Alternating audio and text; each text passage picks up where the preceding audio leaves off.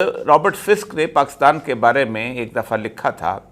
कि पाकिस्तान एक ऐसा मुल्क है जो इस कदर मसाइल में घिरा हुआ है और इस कदर उसको तबाह व बर्बाद किया गया है कि अगर कोई शख्स इसको दुरुस्त करने में शुरू हो जाए, उसका बीड़ा उठा ले, तो उसको समझ नहीं आएगी कि शुरू कहाँ से करें। ये गुज़श्ता कुछ 8 फरवरी के बाद से जो हालात पाकिस्तान के हुए हैं, ऐसा लगता है कि पाकिस्तान की इस पूरी की पूरी बची कुची इमारत को कुछ लोग ऐसे हैं कि जो गिराने पे तुले हुए हैं, और यूँ लगता है कि चारों तरफ से इसको सतूनों से, जैसे सैमसन ने वो गिराया था सतूनों को पकड़ के और उसके बाद पूरे का पूरा महल नीचे गिर गया था, यूँ लगता है कि ऐसी सूरत हाल पेश आने वाली। रोज़ एक ऐसी खबर मिलती है और रोज़ दुख और तकलीफ में इजाफा होता है।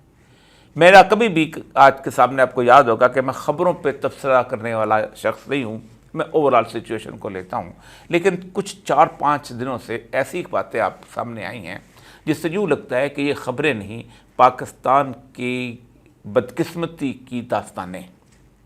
और हम दुनिया भर के अंदर हमारा जो थोड़ा बहुत बचा कुचा चीज़ थी या हमारे पास जो कुछ बचा कुचा था, हम सब उसको नीलाम करने के लिए तुले हुए हैं।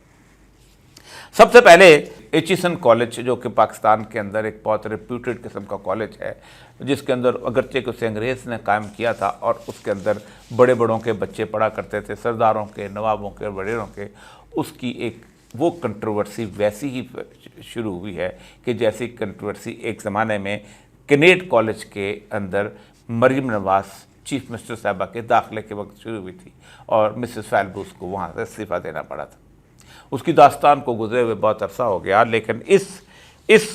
मामले के अंदर एचिसन कॉलेज में एक साहब हैं जो कि वो और उनकी बीवी दोनों जो हैं सिविल सर्विस के अंदर है, अगरचे के मुझसे बहुत जूनियर साहब हैं, यहाँ पर होते थे, और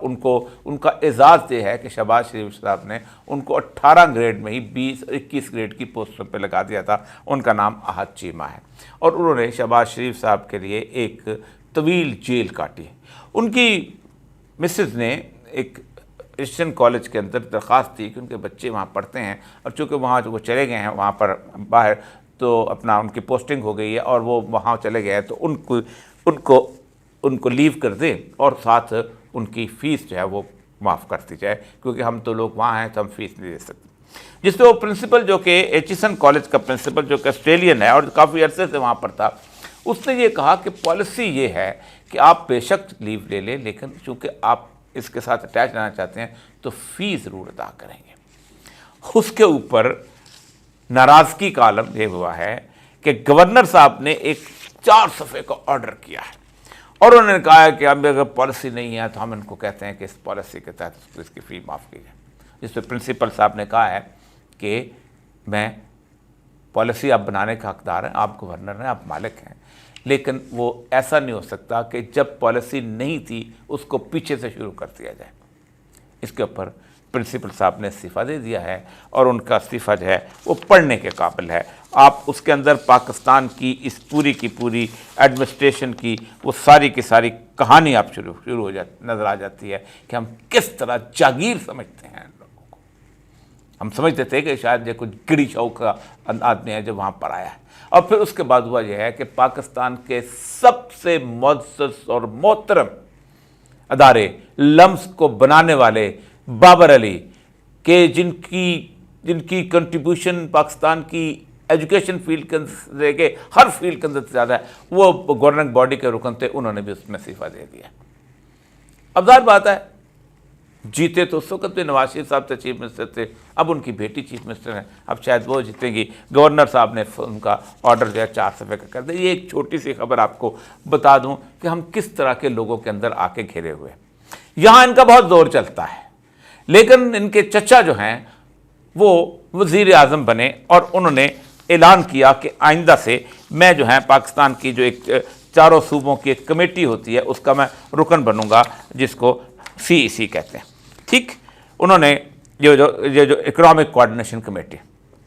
और साथ उन्होंने अपने बड़े भाई के कहने के ऊपर इसहाक डार साहब का भी उसको डाल दिया। सिर्फ 24 घंटे के अंदर अंदर मुझे नहीं समझ आती किसने उनके कान मड़ोड़े, किसने उनको कहा कि तुम्हारी जरूरत कैसे हुई, तुम CEC के रुकन बनते हो, तुम वापस इस्तीफा दो اور وہ جو شخص ہم IMF کی ریکمنڈیشنز کے اوپر اورنگزیب کو وزیر خزانہ لے کے آئے ہیں وہ اس کا سربراہ بنے گا، اور وہ اس کے سربراہ بنا دیے گئے۔ اورنگزیب اور محسن نقوی یہ دو وہ لوگ ہیں کہ جو پاکستان میں اس وقت نہ ممبر اسمبلی ہیں نہ سینٹ کے ممبر ہیں۔ 6 مہینے کے بعد بنیں گے تو وہ اور بعد 6 مہینے کا تو ان کو ہے، کانسٹیٹیوشن بتاتا ہے کہ بن سکتے ہیں، لیکن وہ بنیں گے تو ان کو وزیر بنا لیا جائے گا، ادروائز ان کی اس وقت عوامی نمائندگی کی کوئی حیثیت نہیں ہے۔ یہ دوسری خبر۔ تیسری جو ہے خبر وہ ہے امریکہ کی جو ڈونلڈ لو والی پیشی ہوئی تھی، اس پیشی کے بعد امریکہ نے 23 ستمبر کو ایک رکی ہوئی قرارداد تھی پاکستان کے بارے میں، اس کو انہوں نے منظور کر لیا، اور وہ قرارداد جو ہے وہ ہے قرارداد نمبر 901۔ اس 901 قرارداد کے اندر پاکستان کے بارے میں کہا گیا ہے کہ پاکستان کے الیکشنز جو ہیں ان کے اندر آپ جو ہے اس کو ایک دفعہ دیکھیں، اور اس کے اندر جو ریگنگ ہوئی ہے اور جو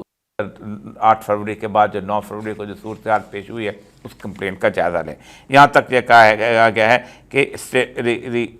significant human rights issues in Pakistan, including unlawful, arbitrary and extrajudicial killing, forced disappearances and arbitrary detention by the state or its agent, the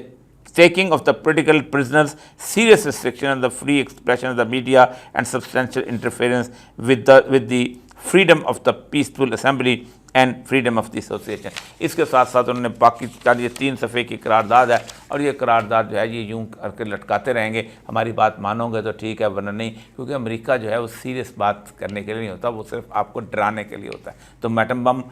بنانا چاہتے ہو ہم تمہیں دیکھ لیں گے، پھر تم نے بنا لیا ہم تمہیں دیکھ لیں گے، اب تمہارے اوپر سینکشنز ہیں، تم یہ وار آن ٹیرر آ جاؤ، ٹھیک ہے بنایا ہوا جو مرضی کرتے رہو، وار آن ٹیرر میں ساتھ دو، بنا رہے ہو ہمارے ساتھ روس کے خلاف لڑو، جو مرضی کرتے رہو۔ تو پاکستان سے ان کی باتیں جو ہیں وہ منوائی جاتی ہیں، بہت آرام سے کھل کے وہ لوگ کہتے ہیں کہ پاکستان کو ہم پیسے دیتے ہیں تاکہ پاکستان سے ہم کام کروائیں، اور ڈونلڈ ٹرمپ نے بڑا واضح طور پہ کہہ دیا تھا کہ ہم تو ان سے حساب لیں گے، ہم اتنے پیسے ان کو دیتے آئے۔ ہر کوئی تیزی دکھا رہا ہے، میں یہ کر رہا ہوں، میں وہ کر رہا ہوں۔ پاکستان کے اندر جو کیفیت اس وقت چل رہی ہے، جس طرح کے حالات اس طرح ہیں، جس طرح کے عوام کے اندر عدم اطمینان ہے، جس طرح قیمتیں بڑھ رہی ہیں، جس طرح لوگ زندگی سے بیزار ہو رہے ہیں، اور ان کو کوئی سجھائی نہیں دیتا کہ وہ اپنی بھوک کس شخص کے لیے کاٹیں۔ بار بار کہتا ہوں کہ لوگ اپنے کسی اس شخص کے لیے بھوک کاٹ لیتے ہیں جس سے وہ محبت کرتے ہیں، یا وطن کے لیے کاٹتے ہیں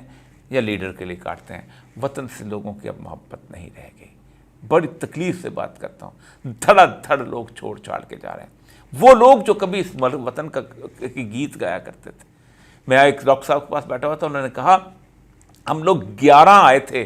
چھوڑ کے کیا اس ملک کی خدمت کریں گے، ڈیڈیکیٹڈ کے ساتھ ہم واپس چلے گئے۔